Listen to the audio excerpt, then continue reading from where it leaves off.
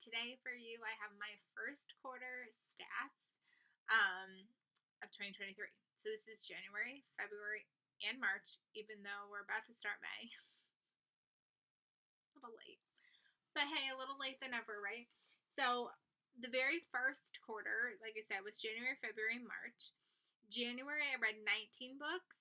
February, I read 20. March, I read 16 for a grand total of 55 books. And I DNF'd 6, which is weird because I never DNF books. So the fact that I DNF'd 6 is insane. But DNF 6. I owned 44 of the 55, which is exciting. So that means that I'm actually reading NetGalley books and library books in addition to what I already own.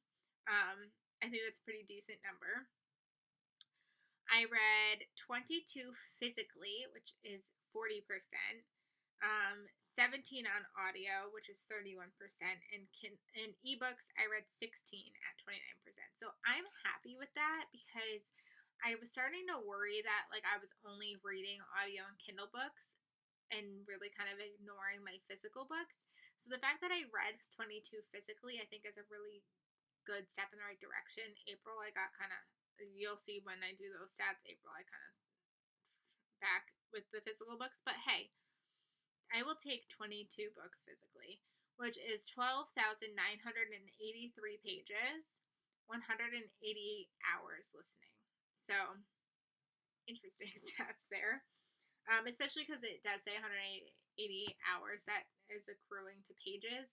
I definitely didn't listen to 188 hours worth because of the fact that I listened on 2.5 speed. So probably divide that by 2.5 and you probably got how much time I actually spent listening to books. I had 18 books borrowed from the library. I did 10 books on Hoopla and 8 books from Libby.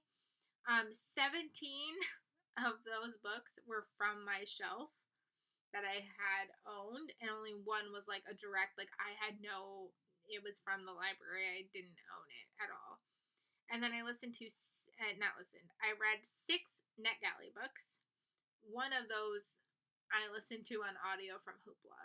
And then 5 books from Libro FM, 4 that were from my shelf, and 1 that was directly, I only had access to it from Libro FM. And then Kindle Unlimited, I read 5 books, which is good. 2 of them were from my shelf, and 3 I didn't own at all. So that's a good sign, because my goal is to at least get 1 book a month on Kindle Unlimited, considering I spend $10 a month on Kindle Unlimited. I need to read at least 1. So the fact that I read 5 and that 3 of them were completely I didn't own books, which is a good sign.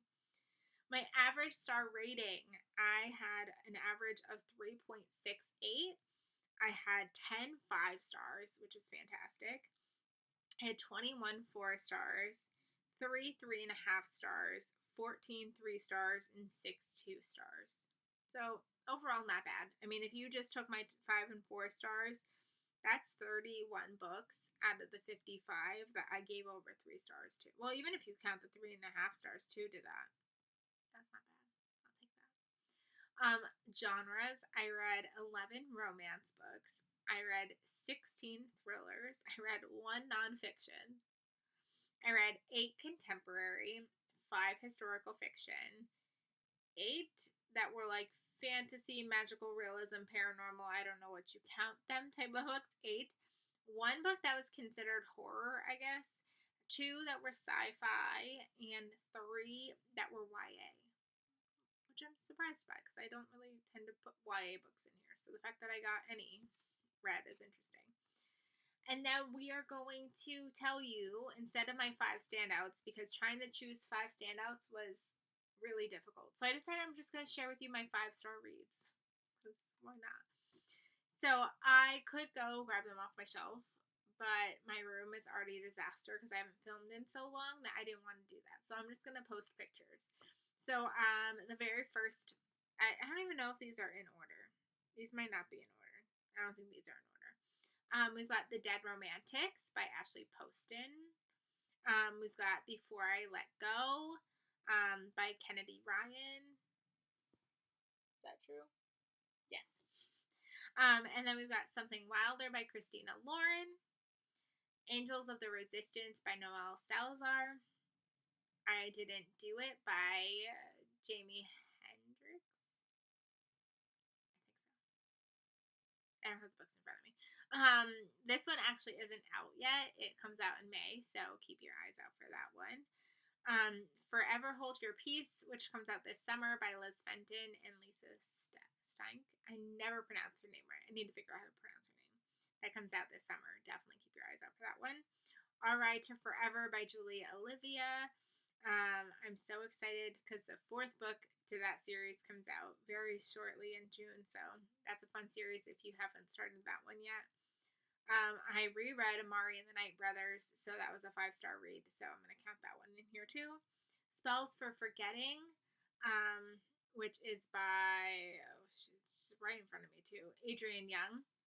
And then Queen of Thieves, which is the only one that I actually don't know the author to off the top of my head. But yeah, so those were my 10 5-star reads. If you want more information about them, definitely go check out some of my previous videos because I'm sure I talk a lot about them considering they were 5-star reads. So that was really exciting to have so many 5-star reads in my first quarter. I'm hoping that my second quarter can be very similar.